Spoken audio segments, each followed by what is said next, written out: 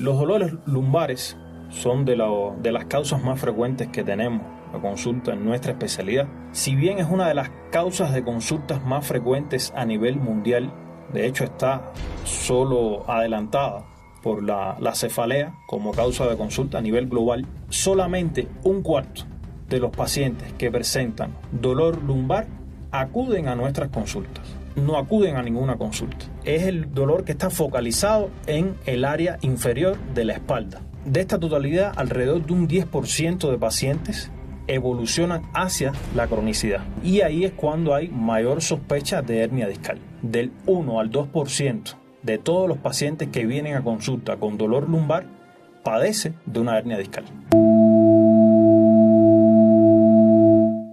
Profesionalízate con el sitio web que mereces. En Soluciones Nimrod diseñan y desarrollan tu sitio web basado en WordPress y garantizan la presencia de tu idea o negocio en Internet para que todos te encuentren. Además, tu sitio web puede estar listo en las próximas horas para activar Google AdSense y que obtengas ingresos también por visitas a tu página. Con Soluciones Nimrod obtienes gratis tu dominio web por un año y un mes gratis de hosting. Y todo esto por una pequeña inversión desde $185. Haz realidad tu idea o impulsa tu negocio al futuro desde este momento. Con el código que ves en pantalla, contacta ahora mismo con Soluciones Nimrod a través de los enlaces que aparecen en la descripción de este video y conoce todos los productos y servicios que tienen para ti. Soluciones Nimrod, el placer del éxito. Douglas, ¿qué tan recurrentes son los dolores lumbares en consulta de neurocirugía? Hola, Giovanni. Los dolores lumbares son de las causas más frecuentes que tenemos a consulta en nuestra especialidad, que es la neurocirugía. Y cuando nos dedicamos un poco más también al tema de la cirugía espinal, todo el ámbito que tiene que ver con la columna vertebral, vemos que acuden muchos pacientes con este tipo de entidades, cuyo, digamos, síntoma portal o primer síntoma de U es el dolor lumbar. Hay que tener en cuenta varias cosas referentes al dolor lumbar. Si bien es una de las causas de consultas más frecuentes a nivel mundial, de hecho está solo adelantada por la cefalea como causa de consulta a nivel global, solamente un cuarto de los pacientes que presentan dolor lumbar acuden a nuestras consultas. ¿Solo? Un cuarto. O sea que acuden a otro especialista. No acuden a ninguna consulta. Terrible. O sea que un 25% del total de pacientes o de personas que padecen dolor lumbar en el mundo acuden a una consulta especializada para tratarse esta entidad, este síntoma. ¿Y ese dolor lumbar cómo lo atiende la persona que no va con un especialista? Generalmente lo atienden en su casa, se automedican y no tienen una atención especializada. ¿Y cuáles serían las consecuencias de no acudir a un especialista y simplemente acudir a una pastillita o algo así?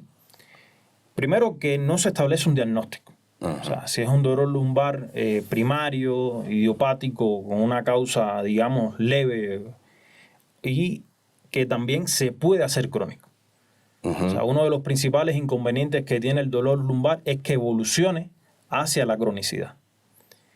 Y tenemos estas estadísticas. O sea, solamente, a pesar de que es de las principales causas en nuestras consultas, aún así hay un gran número de pacientes que no acuden a la misma. ¿Qué tú le recomiendas como especialista a una persona que siente un dolor lumbar? Primero vamos a focalizarlo. ¿Qué se le considera el dolor lumbar? ¿A qué zona de la espalda? Bueno, el dolor lumbar es aquella sensación de dolor localizada en la espalda inferior, principalmente en la espalda baja. Tiene varias formas de presentación, o sea, dolor lumbar alto, dolor lumbar bajo, dolor lumbar acompañado de lumbociática o de dolor ciático. Pero es el dolor que está focalizado en el área inferior de la espalda. En la curva de la espalda que va desde la zona a ver, vamos a poner desde aquí atrás, donde comienza, digamos, la parte, el trasero, donde comienza el trasero hacia arriba. Hasta la mitad de la espalda más o menos. Un poco más abajo. Un poco más abajo. Es lo que comúnmente las personas llaman la cadera. Ajá. Me duele la cadera. Sabemos que la cadera, o sea, está más inferior y lateral, pero es lo que comúnmente la gente cuando tiene un dolor, las personas dicen, no, me abrí la cadera.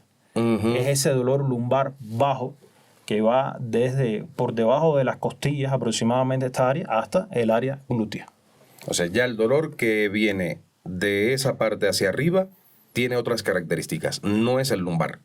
No, o sea, el área lumbar va desde la primera vértebra lumbar, que es el E1, que está allá aproximadamente por debajo de las costillas que sentimos, hasta toda el hasta área. El coxis. Hasta el coxis, toda esa zona. Ya de ahí hacia arriba, bueno, podemos clasificarlo como dolor torácico, dolor cervical y demás. Es común que las personas le digan, me duele la columna, porque piensan que la columna es solamente el área lumbar. Claro. Y a veces usted incluso le dice, pero tiene dolor en la columna, ¿en qué parte de la columna? No, doctor, en la columna. Y a veces no establecemos que la columna también es cervical. Claro. Que le dicen simplemente dolor cervical y que también existe un área dorsal o torácica y un área lumbar. Claro, claro. Y bueno, es esta área que está comprendida, principalmente el área central, aunque también va hacia los laterales, o sea, toda la zona que comprende la espalda. Claro. Normalmente cuando uno googlea dolor de columna o dolor de espalda, la primera foto que aparece o las primeras fotos que aparecen indican esa zona justamente la que tú dices, dolor lumbar, porque es el más común, este dolor en la columna vertebral. Sí. Es el más común. Es el más común. O sea, es el más común, por eso de ahí que las personas lo asocian a directamente dolor en la columna lumbar. Un dolor un dolor lumbar, en este caso, ¿es sinónimo de una hernia discal o no necesariamente? No necesariamente. O sea, la mayoría de personas que acuden por un dolor lumbar, hay que establecer que hasta un 90% resuelve su dolor lumbar con un tratamiento bien indicado y con todas las medidas hacia el primer mes. O sea, en un mes se resuelve el dolor lumbar en la mayoría de los pacientes.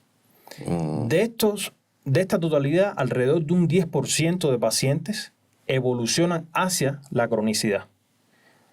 O sea, un dolor lumbar que ya no dura un mes, sino dura más tiempo, que se hace recurrente muchas veces, y ahí es cuando hay mayor sospecha de hernia discal. Desde el punto de vista epidemiológico, o sea, estadísticamente, del 1 al 2% de todos los pacientes que vienen a consulta con dolor lumbar padece de una hernia discal. Interesante dato. O sea, la causa de este dolor lumbar, en ese porcentaje, es una hernia de disco. Ahora, en este momento puede que alguien nos esté mirando que tenga dolor lumbar. Y es lo más probable que nos estén mirando en este momento muchas personas con este problema, dolor lumbar. Esa persona que está en casa no ha ido con un especialista, que simplemente o se ha acostado o ha hecho lo que le ha dicho un vecino o un amigo, tómate tal pastilla, tómate tal medicamento, o simplemente haz tal cosa, tal ejercicio y te vas a mejorar. ¿Qué tú le recomiendas a esa persona? ¿Ir con un neurocirujano o con un traumatólogo?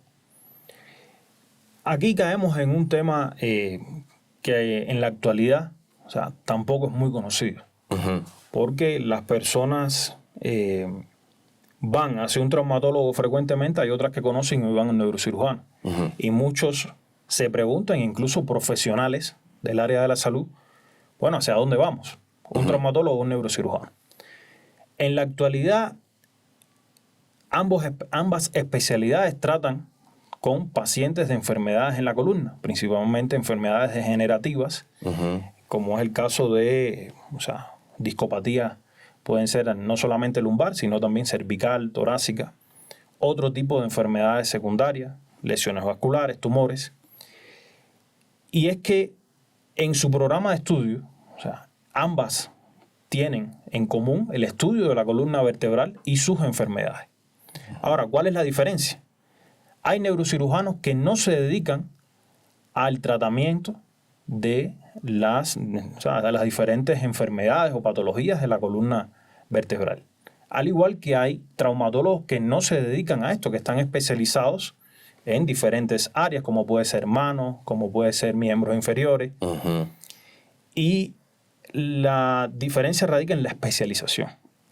O sea, lo ideal siempre es ver a un médico, sobre todo cuando es un dolor lumbar recurrente, un dolor lumbar que no ha tenido alivio, que puede ser incluso lumbociático, que lleva tiempo molestando, que es recurrente incluso no solamente personal, sino que también es algo hereditario en la familia. Ujú. Ahí usted tiene que ver un cirujano espinal.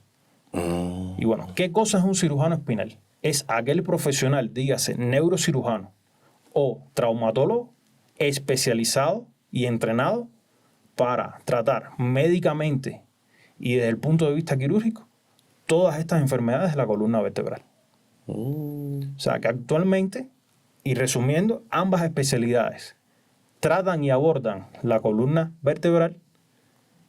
A su vez hay especialistas que tanto traumatólogos como neurocirujanos, que no se dedican a ella, pero que el principal, digamos, componente es que tienen que ser cirujanos espinales entrenados, dígase neurocirujano o traumatólogo. O sea, tienen que estar certificados, tienen que tener una curva de aprendizaje, sobre todo en el caso de hacer procederes invasivos, o sea, diferentes tipos de tratamientos quirúrgicos a la columna vertebral. Sí, porque cuando se piensa en un neurocirujano, como hablábamos hace un ratito fuera de cámara, se piensa en un neurocirujano, ya neuro te lo dice, ¿no? Se imagina uno a un médico en un quirófano operando el cerebro, neurocirugía. Pero olvidamos que el sistema nervioso central está justo a mí, forma parte de la columna vertebral. O sea que no es, el cerebro también está vinculado con la médula espinal, que es donde recibe de todas las terminaciones nerviosas del organismo, envían la información a través de la columna hacia el cerebro. Entonces, por esa razón es por la que, a ver, estoy yo hablando, tú me dices si sí o si no. Por esa razón es por la que a muchos les sorprende el hecho de que qué tiene que ver un neurocirujano con la columna. Es que la columna está vinculada directamente al cerebro. Así es. Es un tema muy hermoso. O sea, el tema de la cirugía espinal, el tratamiento a la columna vertebral es un tema apasionante. Y bueno, para aquellos que nos dedicamos ya un tiempo a esto, realmente, además apasionante, es difícil. Claro. Y bueno, cae en el tema de quién es, ¿no? Volvemos a lo mismo. Realmente por concepto el neurocirujano, o sea, en su formación, debe tener una formación integral que le permita abordar lesiones del sistema nervioso central. Y cuando hablamos sistema nervioso central, hablamos de cerebro, o sea, tanto el encéfalo propiamente dicho, cerebelo, nervios craneales y a su vez todas aquellas enfermedades de médula espinal que es la conexión, como bien habías mencionado, desde el cerebro hacia, digamos, los miembros, todo el cuerpo, y también los nervios periféricos, que es principalmente uno de los más afectados en diferentes enfermedades de columna vertebral. Claro. El neurocirujano aborda todo esto, ¿no?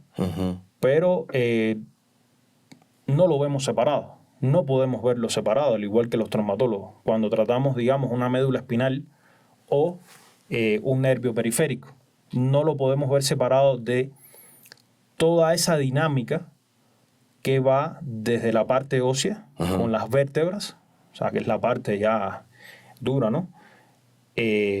Lo que es los ligamentos, diferentes ligamentos que hay en diferentes niveles de la columna vertebral, y también todo el aparato musculoesquelético. O sea, precisamente hoy en día se aboga por la evaluación integral de todo este aparato óseo ligamentoso y a su vez del paquete vasculonervioso. O sea, debemos hacer ya, por ejemplo, cuando vamos a ofrecer una cirugía, digamos una cirugía de columna lumbar, para tener un ejemplo. Hay que ver al paciente no como vamos a operar una hernia discal. Hay que ver al paciente que tiene también determinados factores predisponentes, hábitos que pueden no ser adecuado. Puede ser por su trabajo, puede ser por digamos, costumbres sociales o también familiares. Ujú. Puede ser por su edad, por su hábito, por su peso, por determinadas cosas. Entonces no es solamente ir a operar una hernia discal. Muchas veces hay que hacer una valoración nutricional, valoración psicológica. Hay que ya dentro de la misma planificación quirúrgica hacer determinadas mediciones, balances espinopélvicos, ángulos que hay que tener en cuenta. Y es un abordaje que cada día, con el avance de la ciencia y la cirugía espinal, se hace más complejo, pero es apasionante. Claro. Porque no solamente no vamos a operar una hernia, vamos a operar un paciente que tiene una hernia y que hay que restablecer su balance espinopélvico. Hay que ver cómo está el desarrollo desde el punto de vista muscular. Y a partir de ahí tomar decisiones. Por ejemplo, sacar el disco simplemente, hacerle una instrumentación lumbar.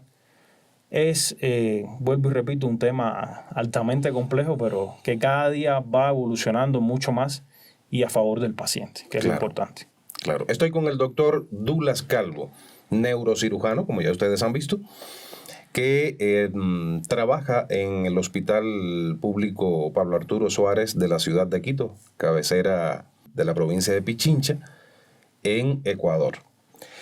Y justamente nuestro canal es visto en superioridad numérica de espectadores en Quito, dentro del Ecuador. Pero Quito está aproximadamente 2.800 metros sobre el nivel del mar, en la cordillera de los Andes. Y existen muchos mitos, existen muchas versiones dentro de la ciudadanía sobre la influencia de la altura en los dolores lumbares, en este caso. ¿Quién no ha sufrido un dolor de lumbar en su vida, no? Pero tengo entendido de que en las montañas, en los Andes, se hace muy recurrente el dolor lumbar. ¿Influye la altura realmente en la aparición de dolores lumbares y de hernias discales? Bueno, Juani, es un tema interesante. Es un tema interesante incluso desde el punto de vista investigativo a futuro, ¿no? Porque realmente ahora, al menos no conozco un estudio que haya tenido por objetivo probar esto. Desde el punto de vista, digamos, fisiopatológico, o sea, toda la parte que tiene que ver con la fisiología del organismo y tal, sí pudiéramos tener una relación. Una relación que sabemos es directamente a los cambios que provoca la altura en el organismo humano. O sea, al estar a una mayor altura, sabemos que disminuye la concentración de oxígeno ambiental. Y por tanto, el cuerpo, para suplir este déficit, tiene que obligatoriamente entrar en un proceso de mayor formación de glóbulos rojos, lo que se llama policitemia fisiológica o policitemia vera.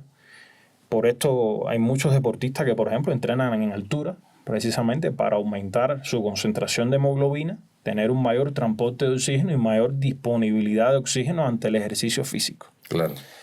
Ahora, esto, si bien compensa el tema del transporte de oxígeno a nivel orgánico, tiene también algunas cosas negativas. O sea, aumenta la viscosidad de la sangre. Y es uno de los problemas también que inciden en algunas enfermedades vasculares, cerebrovasculares, entre otras, cardiovasculares también, en la sierra. Desde el punto de vista del tema que hablamos, o sea, ¿hay alguna incidencia con dolor lumbar?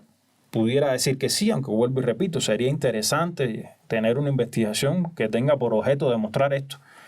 Porque la columna vertebral no es muy favorecida por la vasculatura. O sea, no es muy favorecida en el hecho de que tenga vasos que van directamente, por ejemplo, a los discos intervertebrales, a los cuerpos vertebrales y demás. Y esto hace que precisamente otros procesos, vamos a hablar de último del tema de la altura, como por ejemplo el hábito de fumar, el sedentarismo, la obesidad, que disminuyen asimismo el riesgo sanguíneo el riego sanguíneo que hay en todas las estructuras del cuerpo, pero afecta mayormente a aquellas que tienen ya fisiológicamente poca vasculatura. Entonces, si a esto sumamos, puede ser independiente o sumado a estos factores de riesgo, que tienes una mayor viscosidad en la sangre por un aumento de la hemoglobina, en unas estructuras donde anatómicamente no están favorecidas por un riego vascular amplio, dígase el disco intervertebral, los cuerpos vertebrales, entonces hay una afectación directa. O sea, estamos hablando de que existe un menor riego sanguíneo a estas estructuras y pueden verse a largo plazo afectadas también por esto. Entonces, sí es un tema interesante. Antes de entrar en la próxima pregunta, yo quiero que nuestros espectadores conozcan que el doctor Douglas Calvo no solamente consulta en el Hospital Pablo Arturo Suárez, sino también que tiene su consulta privada, para que aquellas personas que tengan interés en consultarle por algún dolor u otro tema relacionado con la neurocirugía, pues que se puedan comunicar, y aquí debajo está su número de teléfono para que puedan llamarlo o establecer contacto por WhatsApp. Siempre es importante tener a especialistas bien ubicados, porque el día de mañana no sabes qué vas a padecer. Y eso es importante porque expertos de la talla de Douglas nos sacan de muchas dudas y nos pueden sacar de un verdadero problema.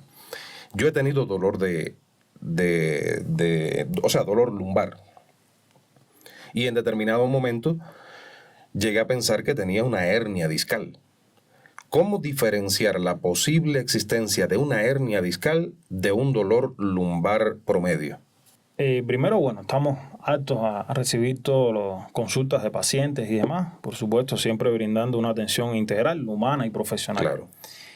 En este tema, diferenciar la causa del dolor lumbar es muy importante. O sea, cuando viene un paciente, yo creo que es de las primeras cosas que tienes que orientarte desde el punto de vista clínico para también orientar un tratamiento más eficiente. La mayor parte de los pacientes que llegan a consulta con un dolor lumbar es una lumbalgia mecánica, o sea, que no tiene relación con una hernia discal. Es aquella lumbalgia que se produce por cargar un peso, por hacer alguna actividad, digamos, prolongada, estar tiempo sentado más de la cuenta, ¿no? Cargar un peso, en fin. Ya el paciente que tiene un dolor lumbar recurrente, o sea, no es ese dolor que nos da en algún momento de la vida, a todos nos va a dar un dolor lumbar de gran intensidad. O sea, hasta el 85% de la población mundial en algún momento de su vida ha tenido una gran crisis de dolor lumbar. Pero cuando este dolor ya no es que te haya dado una vez, ya viene siendo recurrente. Ya todos los meses tengo un dolor lumbar. Ya el dolor lumbar me imposibilita estar en mi profesión, por ejemplo, tu profesión, que es estar acá entrevistando, un trabajo sentado casi todo el tiempo, intelectual. Dice, no, tengo que pararme porque me duele. Ya esos son indicios ya de que no es un dolor mecánico, o sea, que no fue por un esfuerzo físico, sino que hay algo que ya se hizo crónico y dentro de esa cronicidad ya está afectando muchas veces las labores cotidianas y demás. Ahí aumenta la sospecha de hernia discal. El cuerpo es tan sabio que cuando ya se está afectando el disco intervertebral, hay algunos nervios que van directamente al disco, nervio de Luschka, que ya cuando empieza la degeneración discal, que puede estar relacionada con muchos factores, incluso la edad y demás, pero ya cuando está afectando, te empieza a avisar. ¿Cómo te avisa? Dolor lumbar recurrente. El dolor lumbar que se va repitiendo en el tiempo, que ya no resuelve con analgésico o antiinflamatorio como antes, sino ya tengo que estar un tiempo en cama, tengo que estar en reposo, decirle a la pareja, no, hoy no puedo, mañana porque tengo dolor lumbar. Entonces ya ahí aumenta la incidencia de la hernia discal. ya el cuerpo te está avisando que hay algo que está mal. Y por ahí precisamente es lo que nosotros llamamos dolor discógeno lumbar. Ya empieza la primera señal de que hay una hernia discal. No siempre es así. A veces la hernia discal debuta con el dolor lumbociático típico, o sea, que es ese dolor que va desde zona lumbar, coge por toda la parte posterior, la parte glútea, la parte posterior de la pierna y puede o no llegar al pie. Pero si bien esto es una forma clínica de presentación, también están con el tema del dolor lumbar. Vuelvo y repito. Mientras más veces, mientras más episodios, más frecuente sea del dolor lumbar, aumenta la probabilidad de que estemos en presencia de una hernia discal. Y bueno, acá sería indicativo, ya uno como profesional condiciona de que puede haber un proceso discal y comienza con otro tipo de evaluación. O sea, puede ser evaluación imagenológica o evaluación desde el punto de vista neurofisiológico para determinar qué grado de hernia tiene. Y bueno, puede ser que incluso en ese momento no sea quirúrgico, que haya algunas medidas, porque no todo, o sea, tener un dolor lumbar no es sinónimo de cirugía, y tener una hernia discal tampoco es sinónimo de cirugía. ¿Ah, no? No. ¿Se puede tratar una hernia discal y que desaparezca sin necesidad de la cirugía? Puede tratarse. Interesante. Depende desde el punto de vista clínico, la evaluación clínica sobre todo, incluso tiene más peso el criterio clínico, o sea, la afectación que tiene el paciente, que va desde dolor, trastornos sensitivos, parestesias, acalambramiento o amortiguamiento, como se dice acá, trastornos esfinterianos, trastornos sexuales, y hay diferentes grados de esta clínica, ¿no?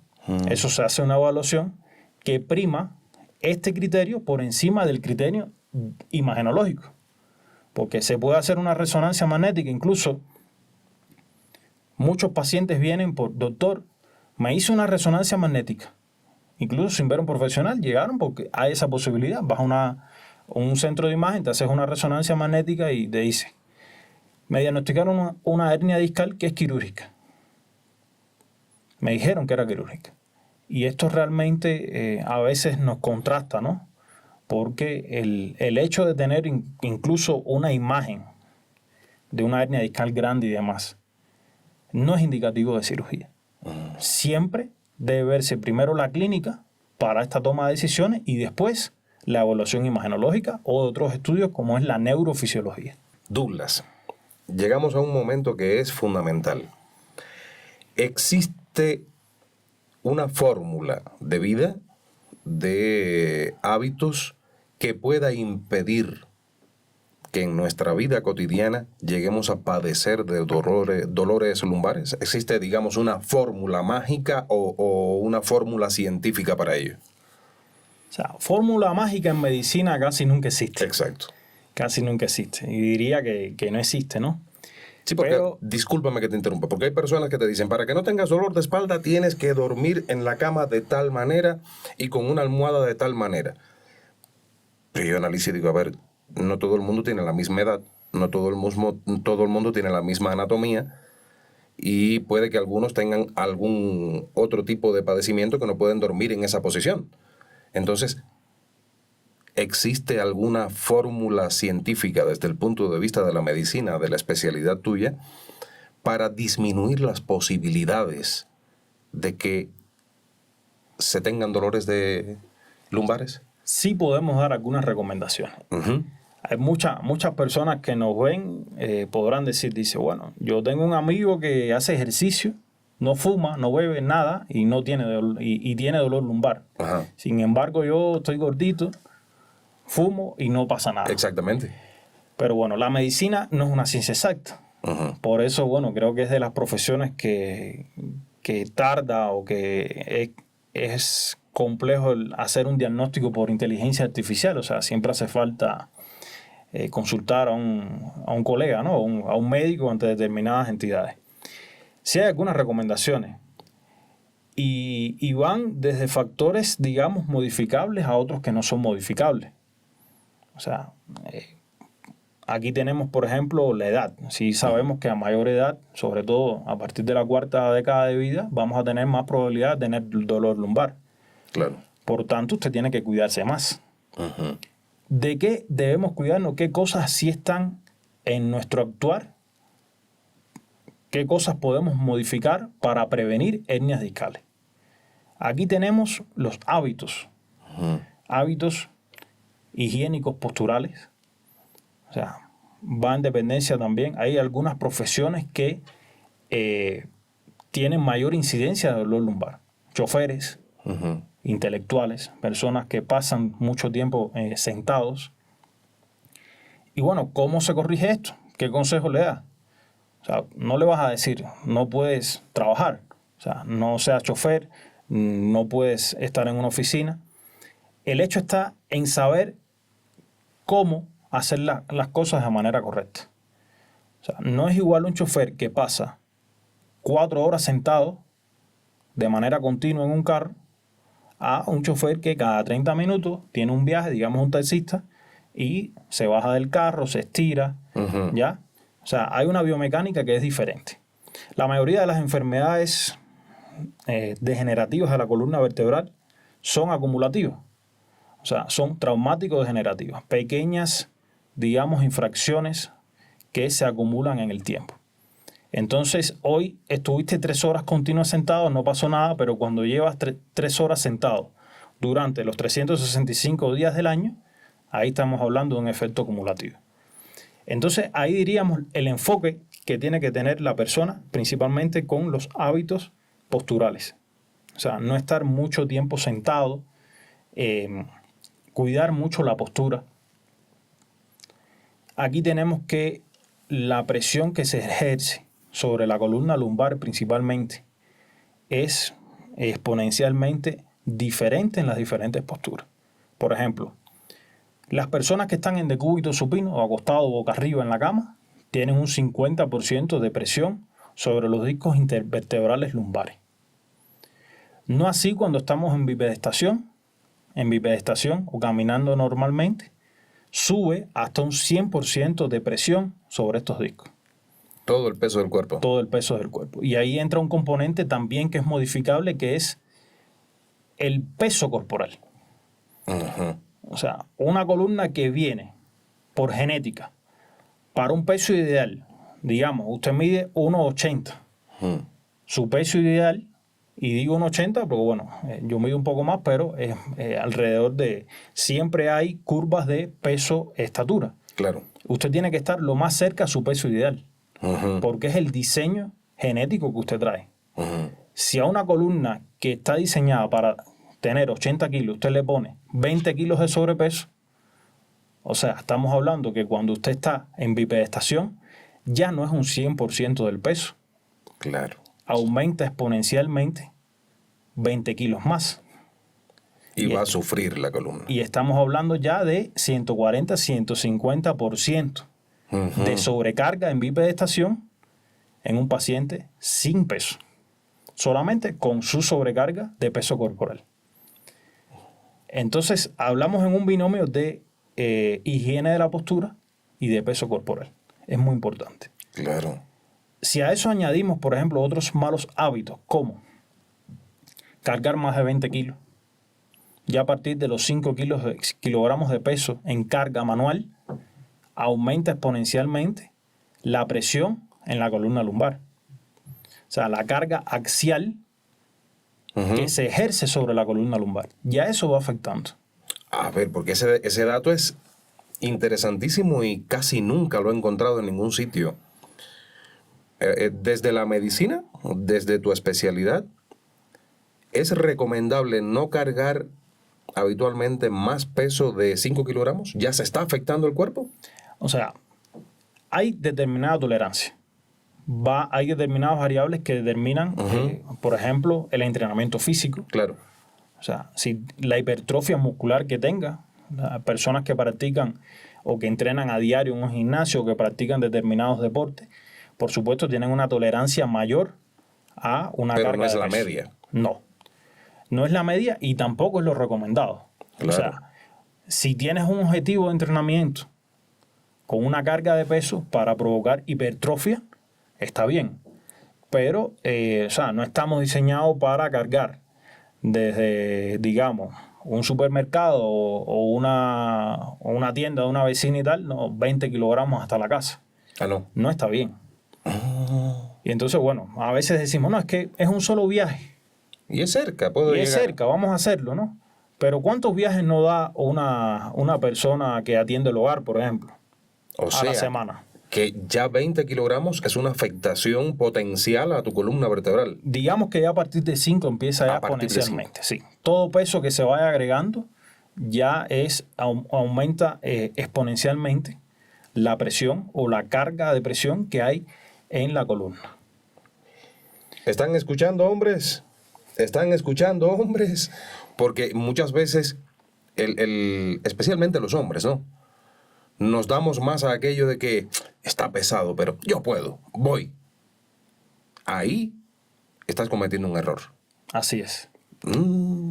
Entonces, bueno, está ese tema. Soy hombre, vamos a cargar 40 kilogramos y demás. Y puede ser que lo hagas y no pase nada. Pero se te va a ir acumulando. Algunas personas que nos están viendo dicen, no, pero yo cargué, imagínate, ¿cómo no voy a cargar 50 kilogramos un día? No pasa nada. Y lo haces y está bien. O sea, no ocurre, pero ¿y si ocurre? Exacto. O sea, y si tu cuerpo te dice, no, porque cargaste 50 kilogramos, ahora tengo una hernia que va a explotar. Y es que anatómicamente también, o sea, la columna no está diseñada para cargar peso. Hay algo muy importante y es que, como hablábamos también fuera de grabación, ¿no? De las numerosas teorías de la bipedestación y demás, pero lo que sí podemos decir como cirujanos espinales es que el cuerpo no está biomecánicamente completamente adaptado o evolucionado para esta posición. O sea, la transición que pudo haberse hecho, no vamos a caer en debate, ¿no? Pero la transición a la bipedestación o la posición erguida tiene o sea, hay que pagar un precio por ello. Y el precio que se paga es dolor lumbar, hernias discales, sobre todo cuando no nos cuidamos y también cuando vamos avanzando la edad, porque la esperanza de vida en el último siglo se ha disparado, ¿no? Antiguamente las personas vivían, no sé, tenían una media 40, 50 años, o sea, podían tener una hernia discal, pero era menor la incidencia. Claro. Actualmente que la esperanza de vida ha sido aumentado exponencialmente, también aumenta la posibilidad de presentar este tipo de enfermedades. Entonces es muy interesante, ¿no?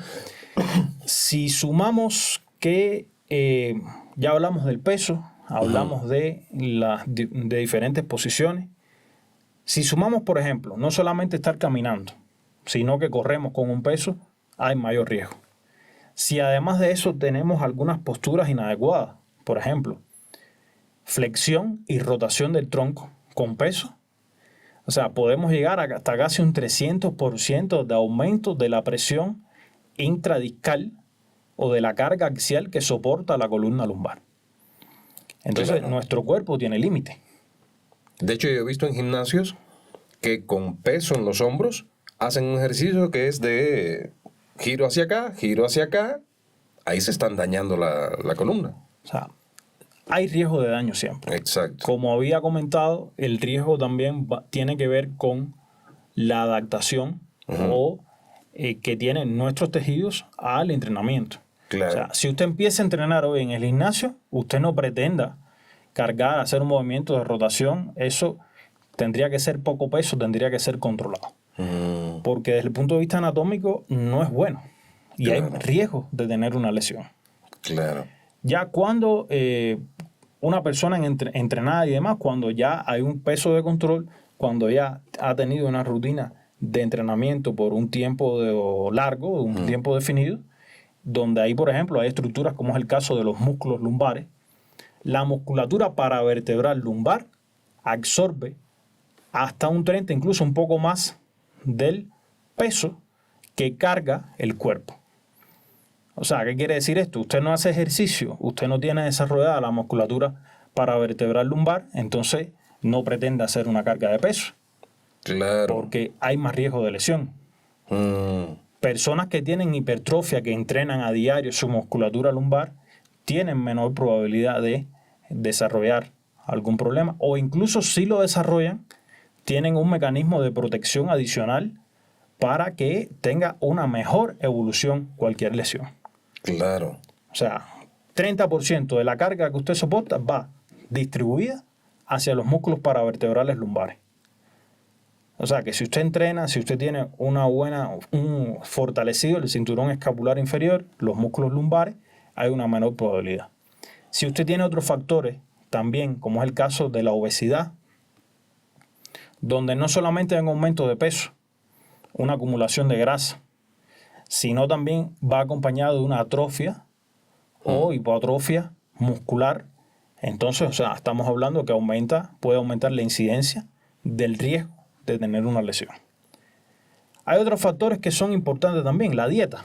O sea, las estructuras, principalmente el disco intervertebral, está constituido en un gran porcentaje por sustancias y determinadas sustancias, mucopolisacáridos y demás, y agua.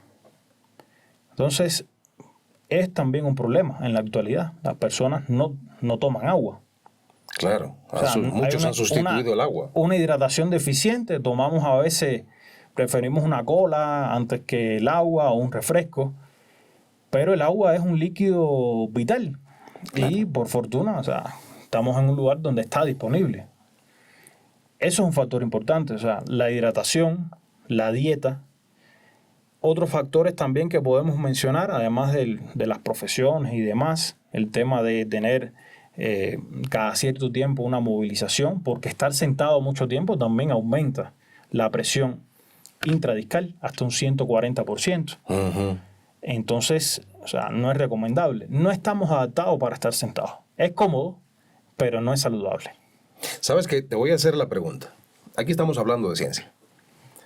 Pero antes de grabación, como tú lo mencionaste, hablamos de múltiples teorías que existen, teorías conspirativas, teorías especulativas, en fin, ya el nombre lo dice, especulativas.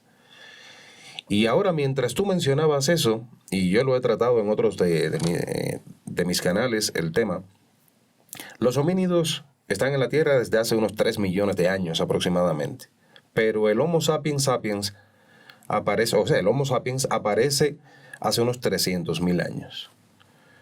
Cuando tú comparas la cifra, a ver, el homínido viene evolucionando desde hace 3 millones de años hasta que aparece el Homo sapiens.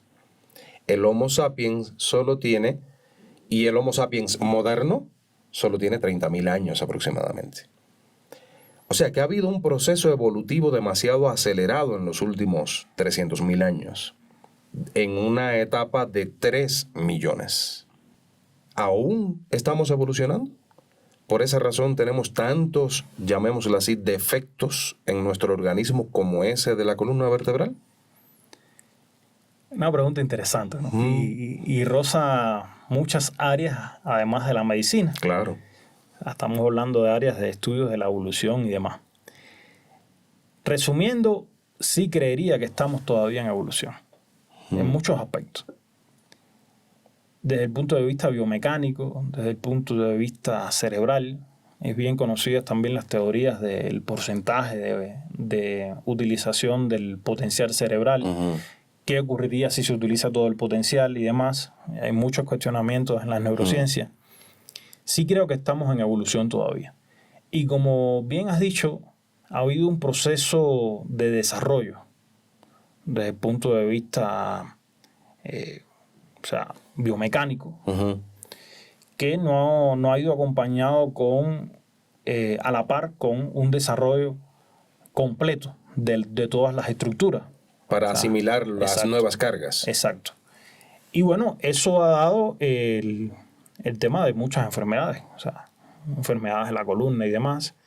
A veces aparecen malformaciones congénitas que no tienen relación con esto, pero sí pudieran ser también secundarias a un proceso deficiente desde el punto de vista de evolución.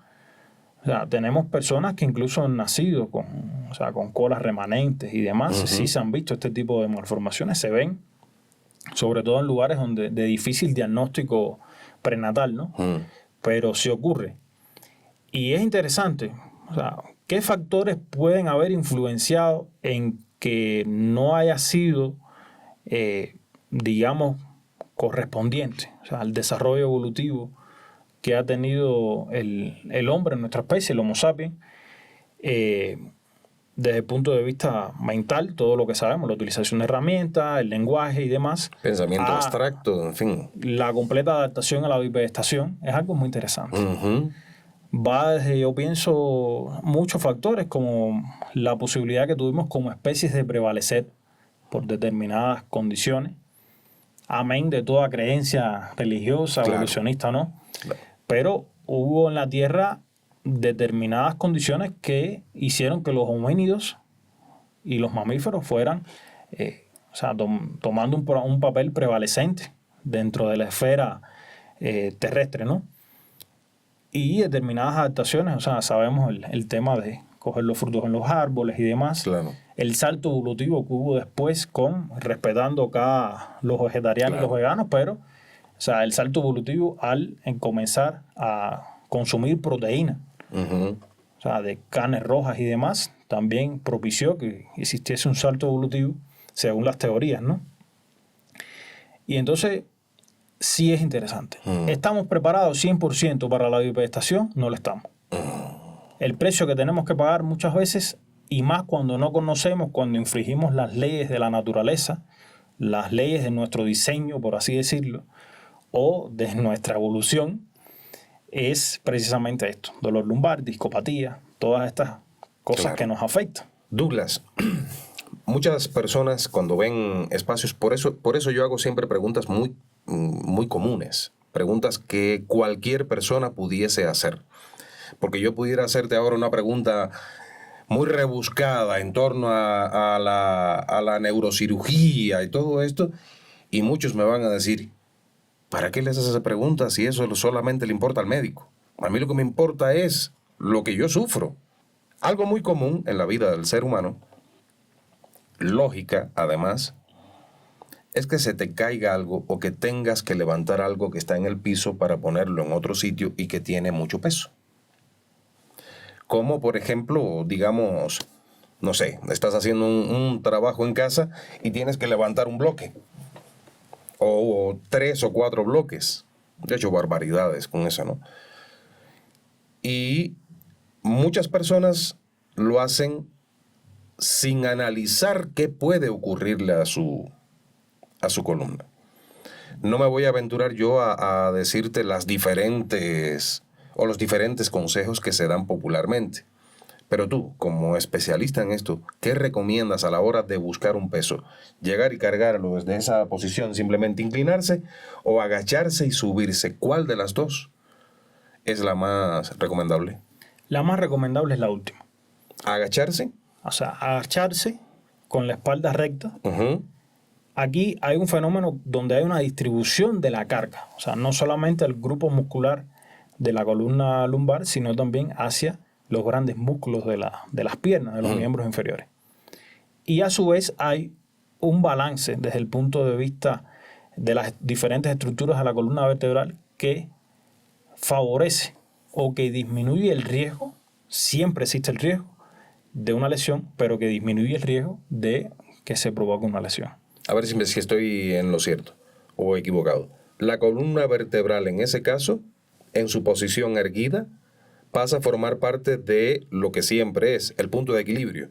Correcto. Cuando estás inclinado, el punto de equilibrio queda sin sostén. O sea, algo así. Hay como, podemos sí, desde el punto de vista mecánico es correcto, se cambia el centro de gravedad.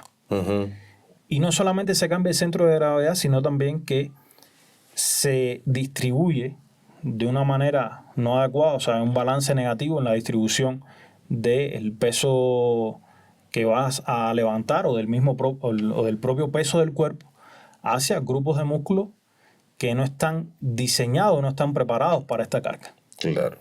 Entonces, digamos, de hecho, es cuando más se provocan lesiones Y o sea, en el análisis de cualquier paciente, un paciente que venga a consulta, o sea, siempre va a ser fundamental un interrogatorio. O sea, la parte clínica para mí siempre tiene mucho más peso que doctor, tengo dolor lumbar, bueno, hace una resonancia. Con todo respeto, está mal. Siempre hay que escuchar al paciente. Y dentro de esto, el interrogatorio te dicen, y usted le pregunta, ¿no? Objetivamente, bueno, ¿y cuándo comenzó este dolor lumbar? Porque habitualmente dice, bueno, doctor, desde el jueves en la tarde yo tengo este dolor. Bueno, ¿y qué pasó el jueves en la tarde? No, el jueves en la tarde se cayó algo, yo fui a cogerlo y a partir de ahí empezó el dolor. Y ahí tienes etiología. O sea, tienes la causa. Claro.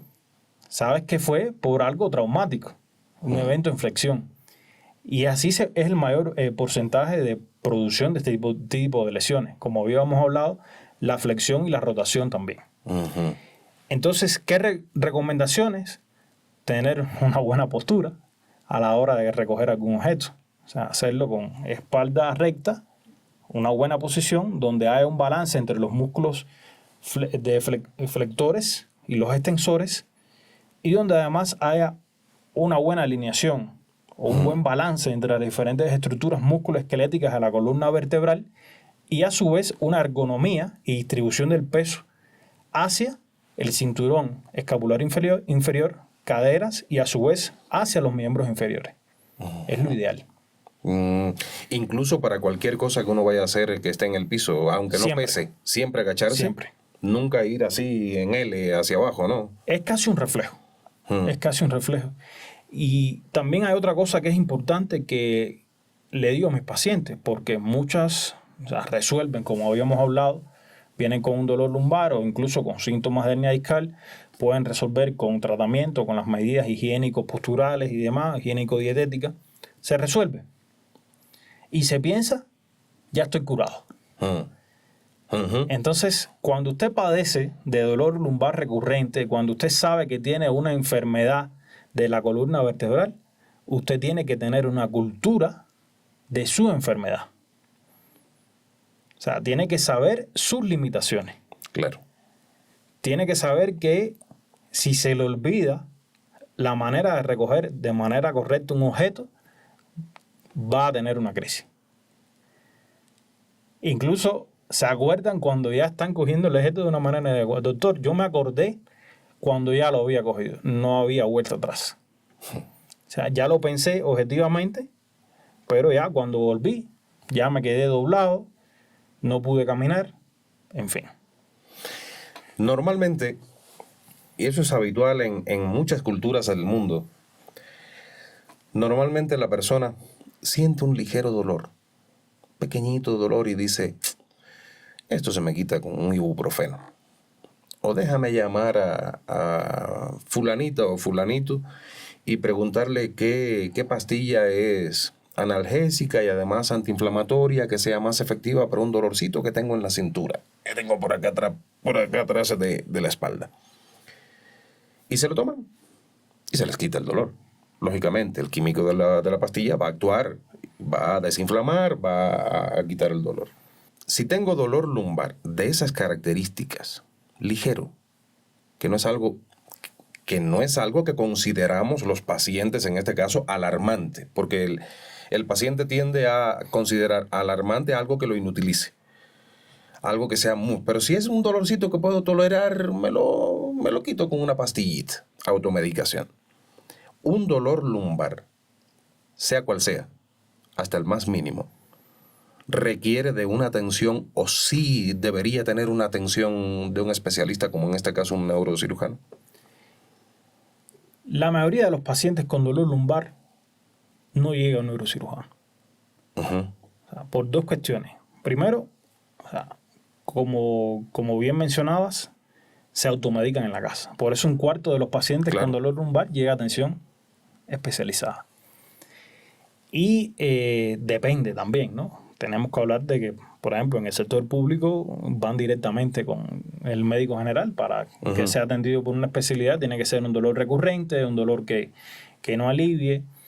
Principalmente ya derivan hacia consulta especializada, dolor ya que se sospecha principalmente una hernia discal, por ejemplo. Bueno, en el ámbito privado sabemos que funciona de manera diferente porque la persona puede escoger una atención. Yo diría que el dolor lumbar lo puede atender cualquier médico general.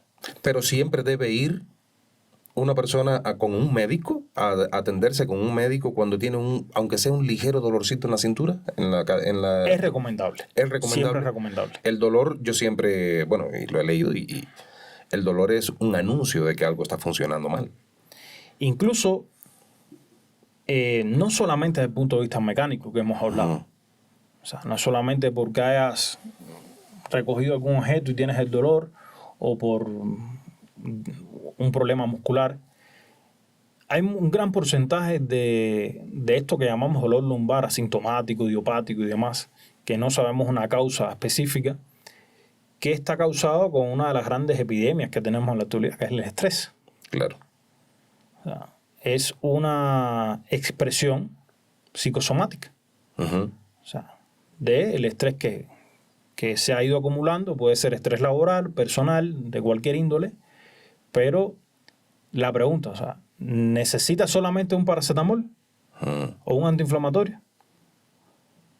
¿O necesitas también otro tipo de atenciones? Claro. Yo soy enemigo total de la automedicación. Yo soy de los que sostiene siempre en mis programas que nunca se debe automedicar. No eres especialista, no eres un experto en temas de salud. Siempre un médico debe conocer cuál es la causa de ese dolor. Porque a veces un dolor, por muy pequeño que sea, por muy pequeñito que sea, puede tener detrás algún padecimiento mucho mayor.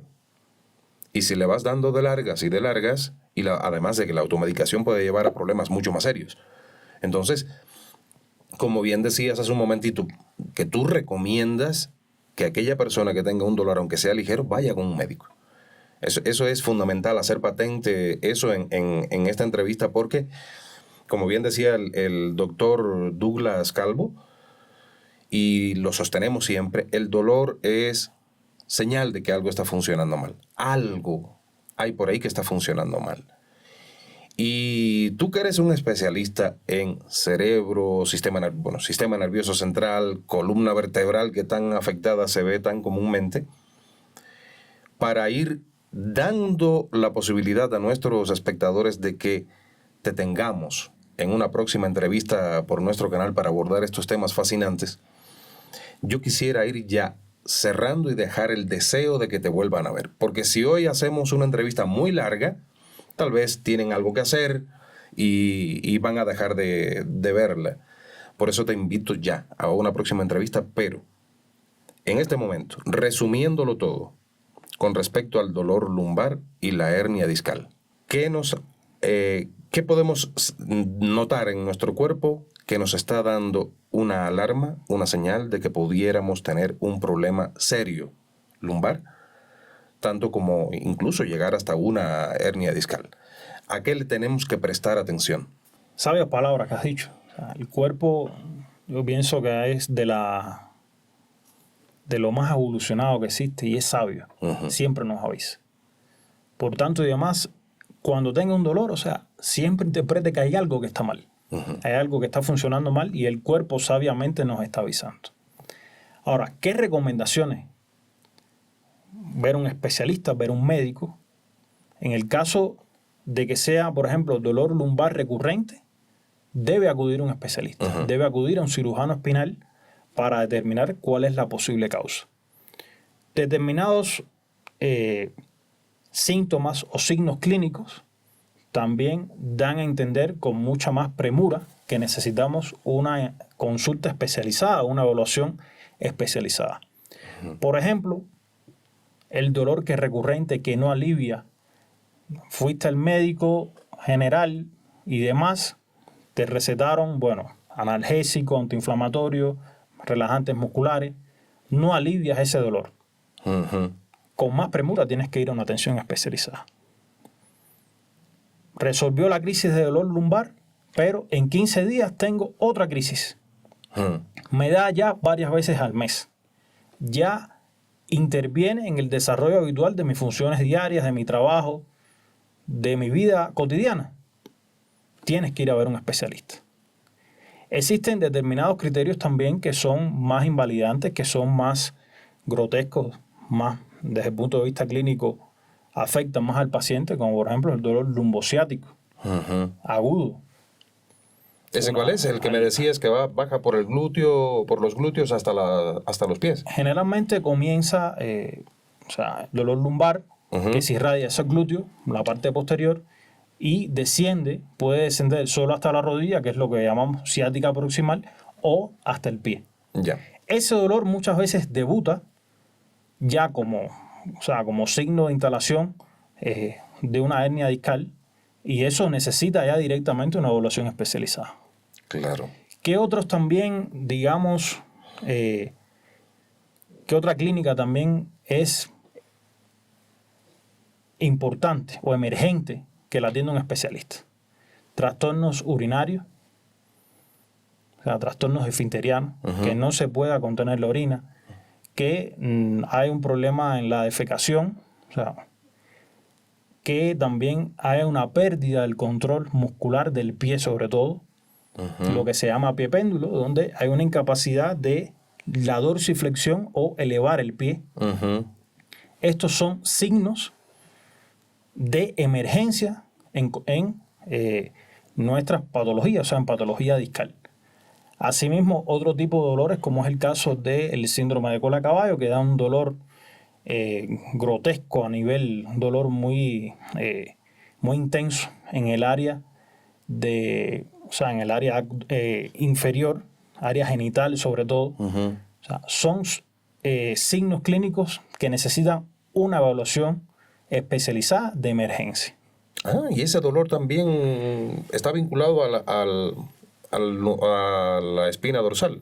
Sí, o sea, entre los diagnósticos diferenciales del dolor, digamos, en perineal o en el área genital inferior, o sea, todo lo que tiene que ver zonas aledañas al ano, testículos, escroto, labios mayores y menores, puede estar relacionado a trastornos de columna. ¡Qué interesante! Son diagnósticos diferenciales que deben hacerse. Generalmente son pacientes que pasan por urología y ya cuando se determina que no hay una causa urológica evidente, entonces los transfieren hacia un neurocirujano, hacia un cirujano espinal, para ver si realmente hay algo en columna. Pero si usted tiene estos síntomas, volvemos, repito, pie péndulo, o sea, incapacidad de elevar el pie, vejiga neurogénica, que tenga incontinencia urinaria, que tenga otro trastorno esfinteriano como constipación y nunca lo había tenido, dolor en silla de montar, o sea, dolor en el área genital intenso, dolor lumbociático agudo, usted acuda a una consulta especializada. ¿Por qué? Porque el tiempo es definitorio para esto. Claro. Mientras más rápido se haga un diagnóstico y más rápido también se aborde, entonces hay una menor incidencia de complicaciones. Claro. Hay algunas indicaciones que incluso desde el punto de vista quirúrgico son de emergencia. O sea, el pie péndulo, los trastornos esfinterianos, esto que hablábamos, o sea, son criterios clínicos de emergencia en este tipo de entidades. Ya acaban de escuchar, el doctor Douglas Calvo nos ha dado un montón de consejos para nuestra vida cotidiana y nos ha aclarado muchísimas dudas. Pero si tienes alguna duda que pueda ser respondida en los comentarios, hazla, comenta allí en la caja de comentarios y también sugiere que otros temas te gustaría que pudiésemos abordar con el doctor Douglas, neurocirujano, que tan amablemente ha tenido la gentileza de aceptar esta invitación a esta entrevista para servir a la comunidad, para servir a la sociedad. Además de ello, aquí debajo tienen el número de teléfono para que se puedan comunicar directamente con el doctor en caso de que en este momento esté padeciendo o el día de mañana o en un futuro padezca de alguno de estos síntomas por los que debas tener tú de inmediato una cita con un neurocirujano. ¿Y quién mejor que el doctor Douglas Calvo? ¿No es cierto? ¿Les satisfizo la entrevista? ¿Quieren que consultemos al doctor sobre otros temas de interés, coméntenlo. Regálennos un like y compartan este video. Eso siempre lo digo, compártanlo, porque hay muchas personas que necesitan este contenido para que comiencen a valorar mejor su salud. Douglas, te agradezco muchísimo, infinitamente, la posibilidad de entrevistarte. Y estoy convencido de que todos te agradecen también tu presencia aquí. El agradecimiento es mío, Juan, y bueno, ojalá que gracias a todas las personas que ven este video, primero que lo apoyen, ¿no? Que se suscriban, que den like y que también nos comenten cualquier tema que necesiten. Claro. Y bueno, acá estamos con todo gusto y con todo servicio y agradecidos. Nos vemos próximamente. Así sea. Nos vemos próximamente. Y a ustedes, como siempre les digo, no se automediquen. Busquen ayuda experta. Y en este caso, en Medidatos, te adelanto de inmediato que próximamente tendremos a un especialista también vinculado a los dolores del cuerpo. Y no voy a adelantar nada más. Si sigues con dolores del cuerpo y necesitas rehabilitación, el especialista del próximo programa te va a dar las claves. Hasta pronto y sean buenos.